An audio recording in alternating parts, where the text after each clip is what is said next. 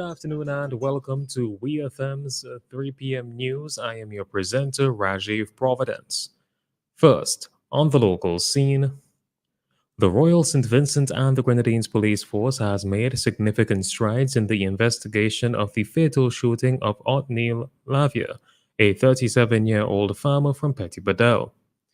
Iran Stapleton, a 27-year-old laborer from Redemption Shops, has been formally charged with Lavia's murder following the incident that took place on September 29, 2024. Lavia was discovered with multiple gunshot wounds and was pronounced dead shortly thereafter. A post-mortem examination confirmed that his death resulted from exsanguination due to the gunshot injuries. Stapleton appeared in the Serious Offences Court on October 9th. As the charge is indictable, he was not required to enter a plea. The case has been adjourned to October 15th, 2024, and Stapleton remains in custody.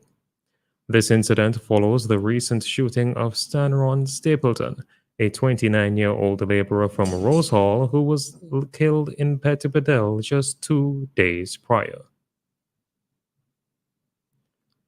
Parents from 15 primary schools gathered for an informative orientation session on the digital OECS harmonized primary curriculum, designed to enhance educational standards across the region. Attendees received an exclusive preview of the curriculum draft and learned about its implementation.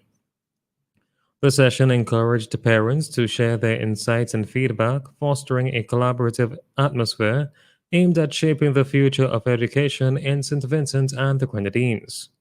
The Ministry of Education applauded the parents' active involvement, stating, "These parents have done their part in helping to shape the future of education in St. Vincent and the Grenadines.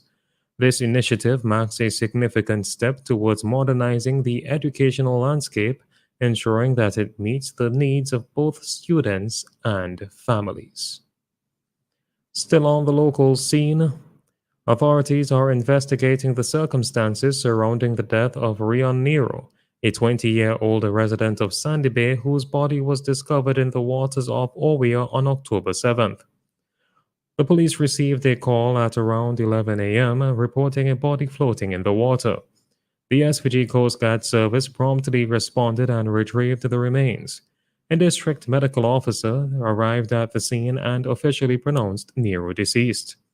A post-mortem examination is scheduled to ascertain the cause of death, as police continue to look into the circumstances surrounding this tragic incident. Further updates are expected as the investigation progresses. On to news in the region. The Guyana government aims to achieve self-sufficiency in livestock feed production by 2025, according to Agriculture Minister Zulfikar Mustafa. The country is now producing corn and soya for the first time, with over 10,000 acres already cultivated in Takama Burbis. Currently, Guyana imports approximately $40 million in livestock feed annually, and the government plans to redirect those funds to boost GDP. Mustafa highlighted the nutritional benefits of corn and soya, with soybeans providing protein supplements for animal feed and corn silage, serving as high-energy nutrition for dairy cattle. A budget allocation of Guyanese $967 million has been made for this initiative, with a goal of cultivating a total of 30,000 acres by the end of 2025.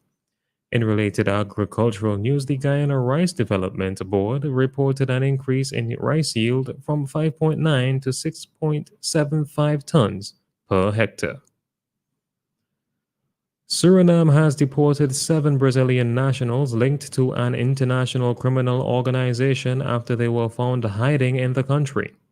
Suriname's Public Prosecution Service emphasized that Suriname does not harbor international criminals, noting that the men had likely been in hiding for months after fleeing Brazil.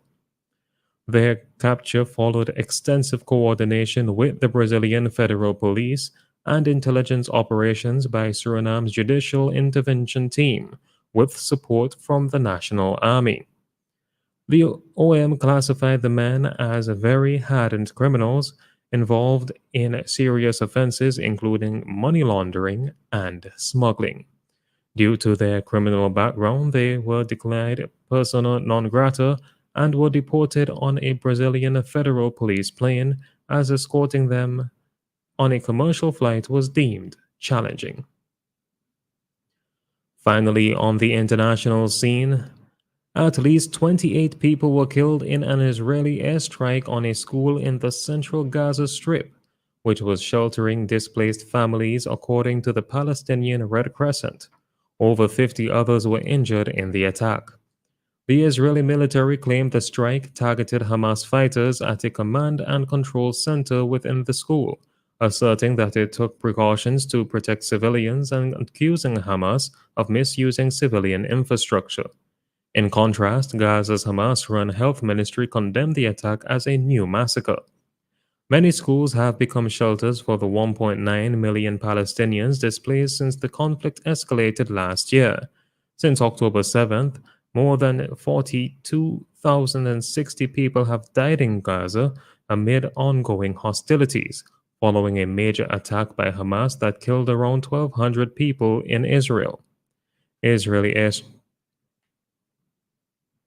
This has been WEFM's 3 p.m. news. I have been your presenter, Rajiv Providence. Join us again at 5:30 for WEFM's evening news, and we thank you for listening.